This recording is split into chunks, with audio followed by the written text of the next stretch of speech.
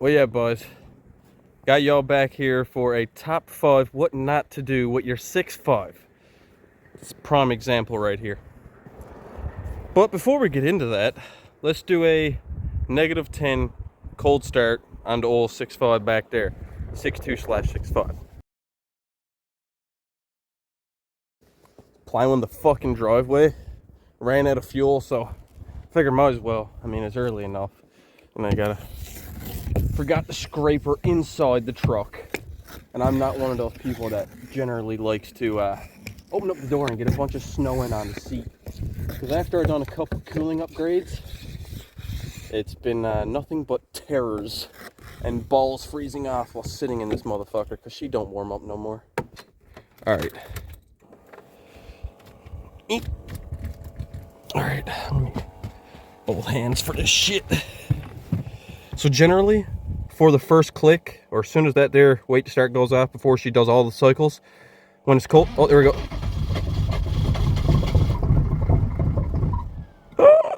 Oh, now we're gonna be here forever. Holy fuck. Alright, so as I was gonna say, generally what I like to do, as soon as the first cycle of the wait to start, I will click the ignition into the on position to get this bitch fired up while the glow plugs are still, you know, doing their thing. Alright, we'll add, last night it was like a little bit below -20. She ain't been started in a couple days, so she is not happy right now. Alright, let's do this. There we are.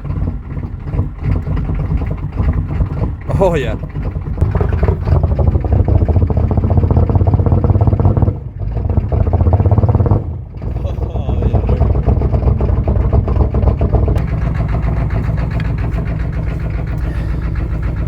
Insert, just like that.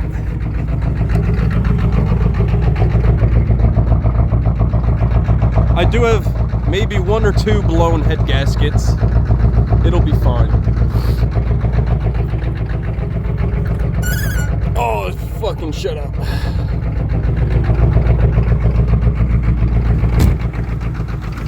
Oh no, the gun.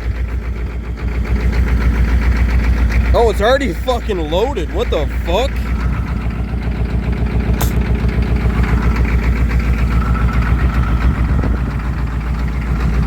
Something tells me the blown head gasket is on that side. This side of her. Oh, shit. Look at all the soot. Oh, dude, she's puking it. Oh my god, look at the fuck. Oh, what the fuck? Yeah, it's quite a mirage. Oh my god, look at the bumper I got for this shit. Isn't that sick as fuck?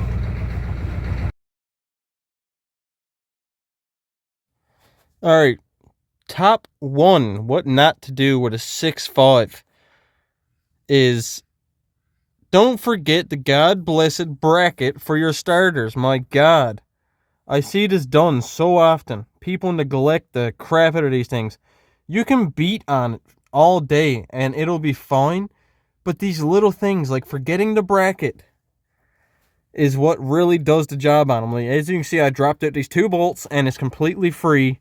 You can see the rust up on the little part up there where the bracket should be mounted in. Do not forget that. That is the number 1 thing to not forget, and that neglect alone will cost you the motor.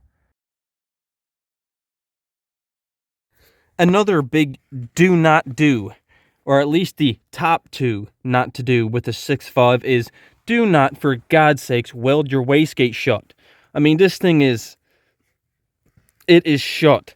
It's not going down, it's not going up no matter what. So, what a lot of people think is that, oh, well, it was on a Cummins that was a 5.9, this is a 6.5, it won't be able to spool up as good. The fact of the matter is that this is an Audi. The compression ratios are vastly different. For example, a typical 6.5 has 21.5 to 1 compression ratio, and a 5.9 or even a 6.7 Cummins is somewhere in the 16 to 1 ratio. It's way, way different. Do not weld your wastegate shut. I will tell you that you could bar your wastegate shut, but even then, it's not needed for a 6.5. Unless you're running 2 turbos like me, and even I did not weld the wastegate shut.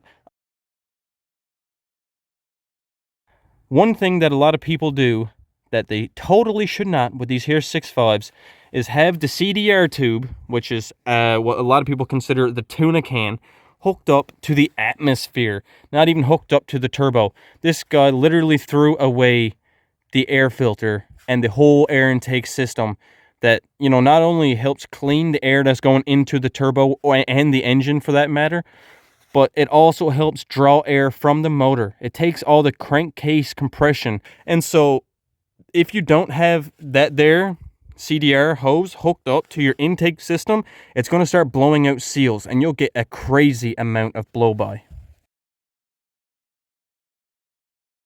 All right, number 4, what not to do with a 6.5 is do not run these here trucks unless you have a gauge of boost and exhaust gas temperature, possibly even transmission temperature, for the simple fact that you are going to want to be able to tell how much boost is in the engine.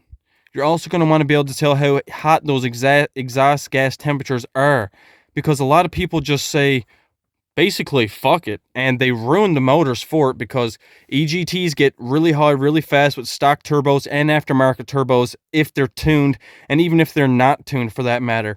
Secondly, the boost ramps up super fast because of all the exhaust pressures and the super high compression ratios. It just adds for bad news if you cannot monitor it. If you know what turbo's on your truck, and if you know the amount of boost that it takes before things start going bad, you can keep an eye on it with your gauge. Boom, done. Another main point of neglect. As you can see, that there's an oil cooler line. There's the other one up there just below that plug. Let's come back here. Oh, where's the oil cooler? I don't even see the lines. Oh, look. Now you can see it. It's right there. Right there where it's all blurred out. Just come back into focus. Right, yeah. He re-looped the oil cooler line. Never, ever, ever not have an oil cooler unless you're in a pinch of any sort. If you're on the road and it happens, sure, fix it as soon as possible. Don't neglect it forever and ever and ever. So, don't. Do not run a 6.5 without an oil cooler. Do not run a 6.5 without the starter bracket. Do not run a 6.5 with the wastegate welded shut. Do not run the 6.5 without sensors of any sorts that indicates boost pressures and EGTs at the very least. And last but not least, so in the video I said a tip that was actually completely different to the one that was in the video. So here I am to correct my mistakes. And so the last tip is, do not forget to hook up your CDR. Or if you have a mysterious blow-by, maybe you should start looking for that. Anyways, let's get back to the video, pick up where I left off. All this here together, and if you neglect those things, you're going to end up selling your truck to someone like me, and they're going to basically make it into, you know, something that's at least reliable with a little bit of power. A little bit, only a little bit.